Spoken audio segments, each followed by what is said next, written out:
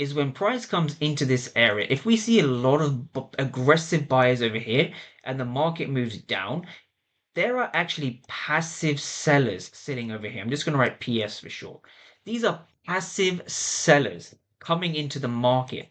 And those passive sellers correspond to what you see here on the ATAS platform. So over here, even though we had significant buying volume in terms of the ask was much greater than the bid, what's really going on is that there's passive sellers that are absorbing all the buyers over here, right? So all these 566 buyers were absorbed. So what's actually happening is there's more passive sellers than aggressive buyers. And that is what moves the price lower. That's what creates a supply area. That's what creates a bearish fair value gap. That's what creates a resistance area, whatever you want to call it. It's all the same thing really, right? This is what creates the overall markets to move up or down.